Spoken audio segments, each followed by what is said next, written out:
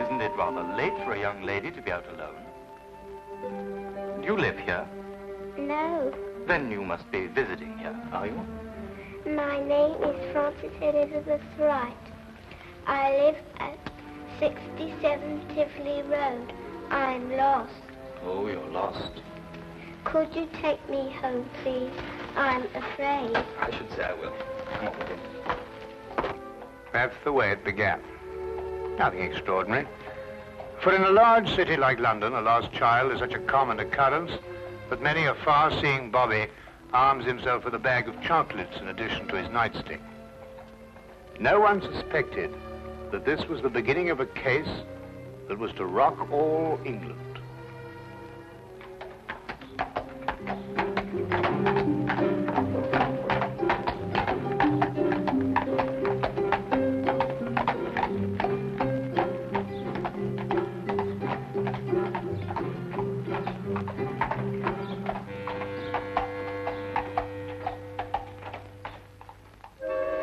All right, if you insist. I know this man isn't going to do us any good. But what's the use of talking to you? Just as stubborn as your mother. I suspect we're having visitors. Oh, really? 23 and 27.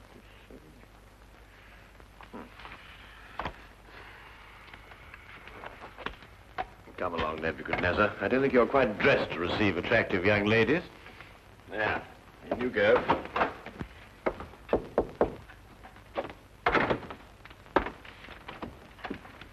Won't you come in? Mr. Holmes, Sherlock Holmes. At your service, sir. Martini. George Martini is my name. This is my daughter, Margaret, who is of the stubborn opinion that you can help her. It will be a privilege, sir. Oh, may I introduce my very good friend, Dr. Watson? How do you do? How do you do, sir? Oh, yes. Won't you sit down? Oh, yeah, I'm so sorry.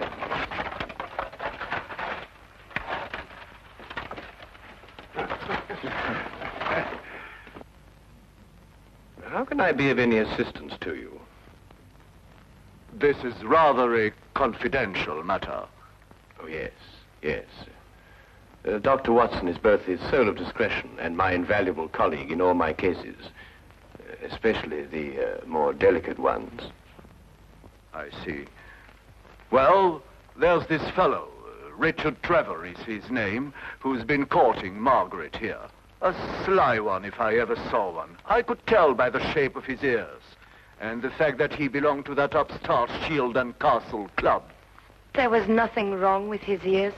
They were beautiful, both of them. Nevertheless, he gave her the impression that he was going to see me last night and ask for her hand in marriage.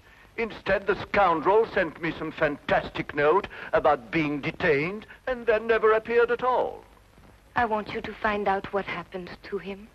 What did Mr. Trevor say in his note? That he would be detained because he had run into a little girl who was lost and was taking her home. Have you made any inquiries at his home? Yes, with Father, of course. I don't think it's genteel to go to a man's rooms, even if he is your fiancé. Quite right. Quite right. There was no sign of him, but his clothes were all there. He wouldn't run off without his clothes, would he? No, hardly. The pure guess. A deduction. Just as I deduced that you have a scar on the left side of your head, which you received in a naval battle. I'll be bound. How did you know that? Well, a right-handed man normally parts his hair on the left. Your parting is on the right, thereby indicating that you've changed it at some time or another to hide a mark. As to how you got it, that's obvious to me by the fact that you carry on your watch chain the insignia of His Majesty's ship Assault, which everyone remembers distinguished herself heroically off the coast of Africa. Well done, Holmes. I declare, well done. Will you investigate, Mr. Holmes? We'll look into the case immediately, Miss Martini. And as soon as we have any information for you, we'll let you know. I shall be forever in your debt. Mm-hmm. Or I will be after I see his bill. Here's our address. No, that won't be necessary, sir. I saw it marked on your hatband when you came in. If you'll forgive me, sir, a rather extraordinary precaution against the loss of a bowler only worth 2 guineas. Come, dear.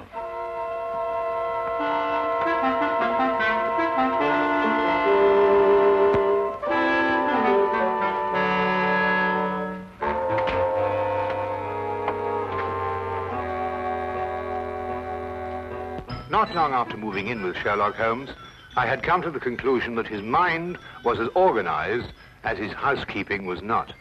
He was, without a doubt, the most perfect reasoning, observing machine I had ever encountered. And just watching him think had become sheer fascination. I tried to put myself into his brain now and deduce what had happened to the missing Mr. Trevor. Did it occur to you he might have had an accident and even now be lying in a hospital at this very moment? You, being a doctor, would think of that. But if that were the case, surely the hospital would have informed someone by now. Maybe he skipped off and left her then. There's no guarantee he won't come back for his clothes or have them sent on to him. I'd grant that if he hadn't sent that note. A man deserting a girl isn't likely to send a note at all. And if he did, he couldn't conceive, as Mr. Martini put it, of such a fantastic one. The case is more than complex, Watson. And when we solve it, we shall also know what became of the others. What others? Oh, Watson, would you pass me my tobacco pouch? Well, where is it? It's in the toe of the Persian slipper, under your chair. All right. There you are. Oh. Thank you, Watson. Now, what others? Well, it's come to my attention during the past 2 weeks that 7 men have disappeared, totally evaporated from the face of London. They had no reason to run away, every reason to stay. Trevor fits perfectly into this fabric. You mean then that there's more in this than just the disappearance of that young lady's fiancé? Unless you accept 8 consecutive coincidences. Could you accompany me this afternoon? Where? To the last place where Trevor must have been before he met the little girl. But you don't even know where that was. I'd say it was the upstart Shield and Castle Club. Why there? Well, if you were about to confront a man like Mr. Martini to ask for the hand of his daughter in marriage, what would you do first? I'd probably have a couple of stiff drinks first. And if you were a member? At the Shield and Castle Club, eh? By Jove, Holmes, of course. That's just what I would do. You see, Watson? You've been of invaluable assistance to me already.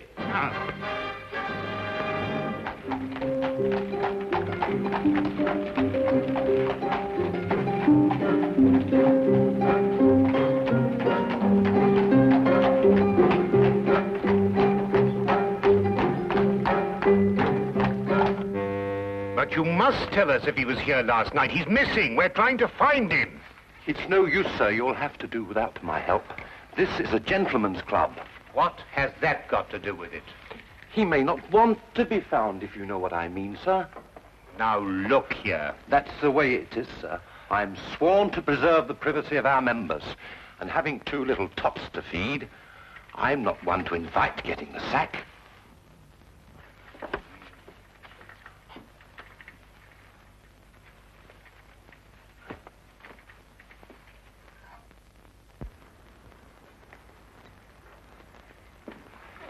I say, where have you been? This is meant to be your case, you know, and I've been doing all the investigating. Yeah, do you know that Trevor was here last night? How do you know? Well, to my utter amazement, one of my keys fitted the door to the office.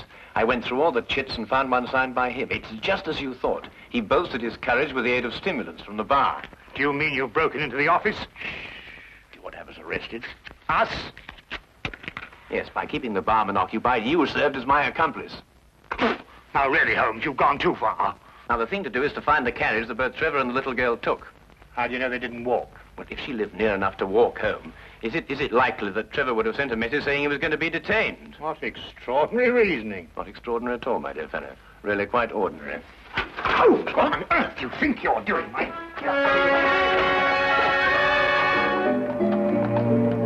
Finding the cabbie who picked up Trevor and the little girl was a matter of stationing ourselves at the hack stand outside the Shield and Castle Club and doggedly questioning every driver who stopped there. One finally remembered the pair, but owing to brisk business that night, could not be at all sure where he set them down. The address he brought us to was a guess, and from the looks of it, a very bad one. Well, I think we're on a wild goose chase. Doesn't look as if they're going to live here for a long time. Do you realize these papers are at least a week old? Well, then the cabbie made a mistake. He's brought us to the wrong address. Do you know, without very much difficulty, I think I might be able to... Holmes, please, not again. You good fellow, and keep a good lookout, will you? Look, Holmes, this is housebreaking. We can go to prison for years for this. You can't just go opening doors all over London just because... Holmes, look, there's somebody coming. Just stand in front of me and behave quite normally, eh?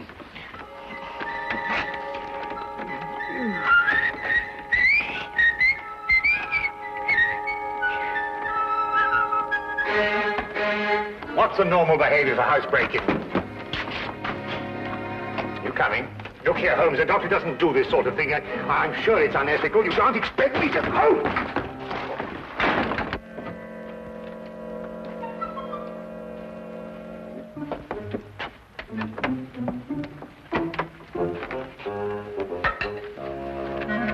What are we looking for?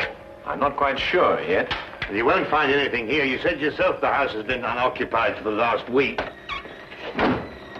Thieves in the night, that's what we are. A child's been here recently. Oh, what makes you think that? Do you remember as a youngster, Watson, penciling in moustaches on the faces of the advertisements? I suppose so. But what's that got to do with it? When I looked at those newspapers outside, I noticed that someone had penciled in a handlebar moustache on a woman advertising headache powder. I'd assumed that a child did it. More than that, since the papers were only a day old, I'd also assumed that a child has been here very recently. Why should the child bring Trevor here to an unoccupied house? That, Watson, is the core of our problem. Excuse me a minute. Huh? Oh.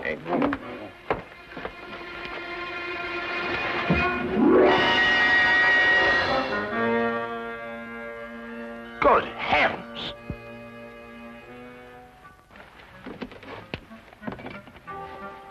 Trevor? Fairly safe assumption, Watson. Yes. And from the pallor of his skin, I'd say he'd recently been given an overdose of strychnine. I'd also deduce that he's the 8th victim of a very strange murderer.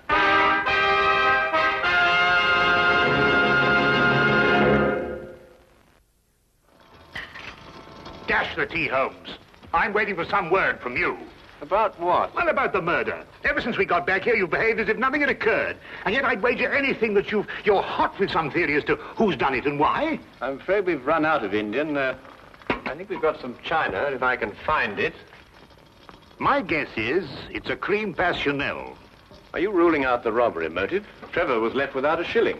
Oh, that's just some sort of a smokescreen. After all, she... Good heavens, Holmes, what on earth do you think you're doing? Look, snake poison. Oh, don't be silly, Watson. It's China tea. Disregard the labels. I ran out of tin. Here, are you sure? Yes, I'll stake my reputation on it. You'll get to you, that is. Rather late for a caller. Good evening, Dr. Watson. Hello, Sergeant. Ah, hello, Wilkins. Good evening, Mr. Holmes, sir. I've got a message for you, sir, from Inspector Lestrade. A welcome addition to the day. A message from the good inspector. We've found another corpse, sir. It was in an empty house in Hammersmith this time. The facts are still the same. Robbery and strychnine poisoning. Oh, is he one of the 7 who disappeared lately? Yes, sir. How did you know? Well, I suspect that the other 6 will end up in unoccupied houses before very long. I think you'd better carry out a search in every unoccupied house in London. But this is July, sir, and everybody's away on holiday. The number of empty houses must be hundreds. Well, it's that, or wait until September, when everyone comes back and finds his own corpse. It'll be a very unfortunate situation for the good inspector. To say the least, sir. I'd better give the inspector your advice, sir. Yes, you must let us know what he says. That might be rather embarrassing. Good night, Mr. Holmes. Good night, Doctor. Good night. You know, Holmes, you were right. Trevor's disappearance was linked with the other 7. But what kind of fiend can be at the bottom of it? Well, we'll know more about it when we return from Brighton. Brighton? Yes, unless you'd rather not pursue this any further. There's a 6:10 train leaving in the morning. 6:08. Why Brighton? Because that's where R.J. Cookson lives. The place is R.J. Cookson. He's the man who owns the house in which Trevor was killed. How on earth did you find that out? Oh, no, never mind. It is tea, isn't it? Yes. Oh, I thought it was.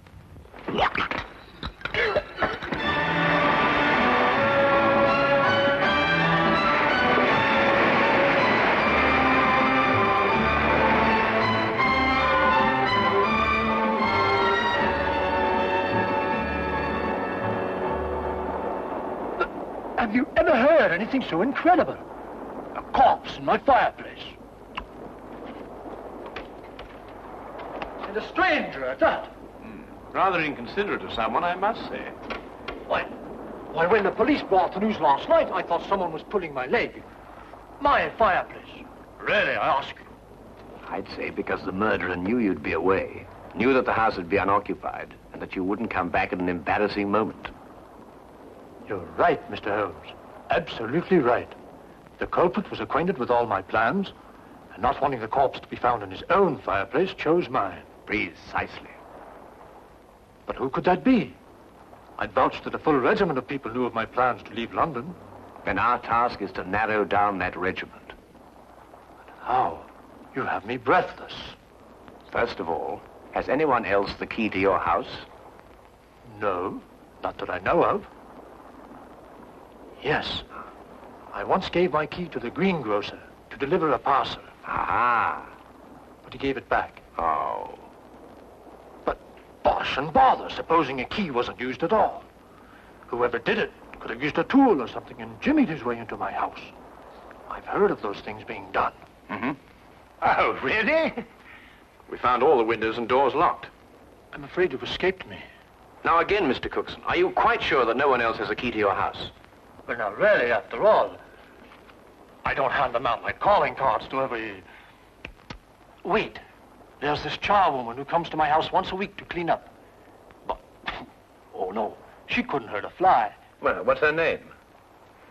Mrs. Enid. But really, she couldn't be less harmless. She's 60 years old if she's a day. You'd take her for your own grandmother. Yes, but you know if she has a daughter? Daughter? Well, now, really, a woman of 60 isn't bound to have a little girl. Well, what about a niece or a granddaughter? Granddaughter?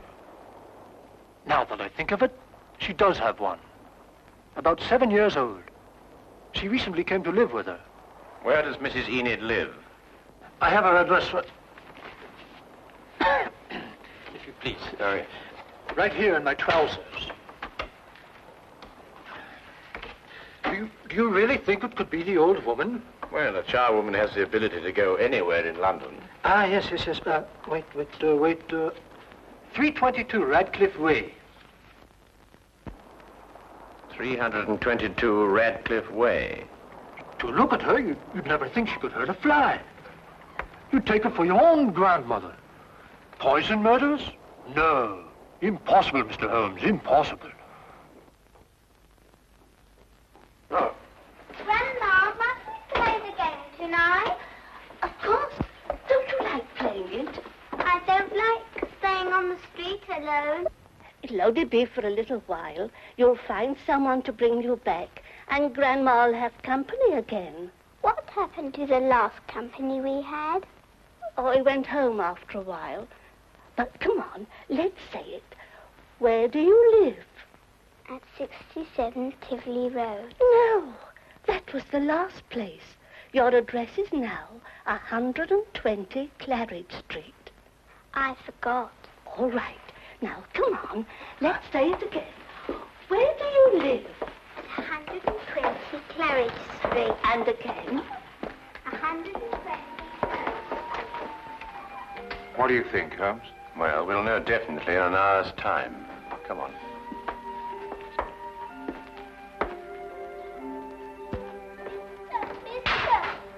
Oh, hello. Oh, well, it's very late for a little girl like you to be out on her own. What's your name? My name is Frances Elizabeth Wright. I see. And where do you live? I live at 120 Claridge Street. I'm lost. Oh, dear. That would mistake you home. Come along, then. You must come in and try some of my divinity fudge. It's the least I can offer you for your kindness in bringing Francis home. Well, that's very kind of you, but really I ought to be getting along. It's just been made. Delicious. You'll make an old woman very happy if you'll try the first slice. Oh, very well, then. I am rather partial to divinity fudge. Francis. Thank you.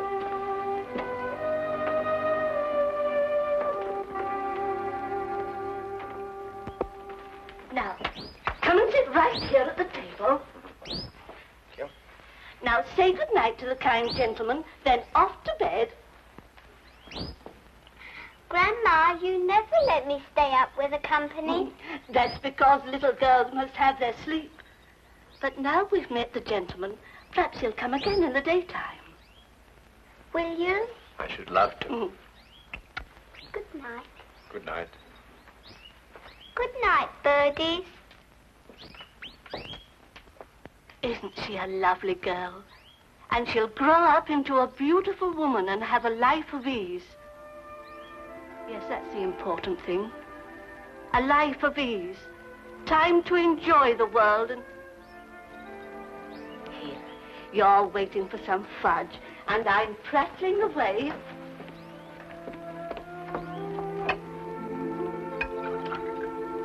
Here it is. And a glass of cold milk to go with it.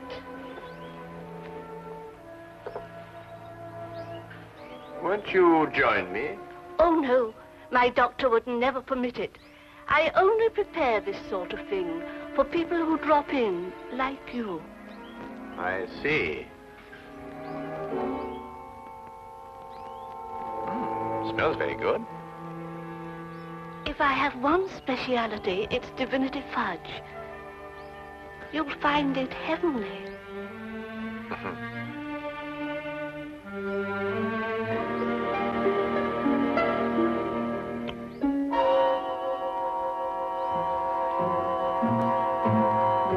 What's the matter? Nothing. I just wanted to give the birds a bit first. Don't. Birds don't eat fudge. Oh, yes, they do. They love it. Come on, old chap. Have a... No, you can't. Who are you?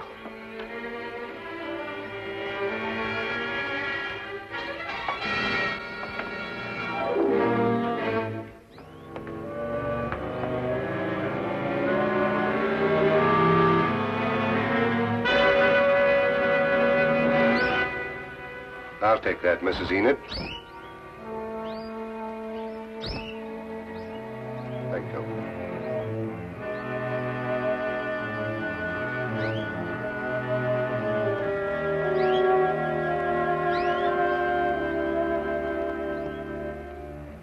I needed money for the child. That's why I did it. I didn't want her to grow up into a tired rag of a charwoman. I wanted her to have a life of ease and the things I've seen other people have. You understand? Yes. Will she be taken care of? You need her, Mrs. Enid.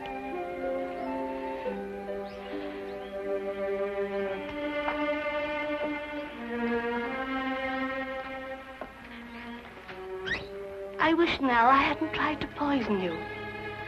You might have visited us again as you promised, and we'd have been such good friends.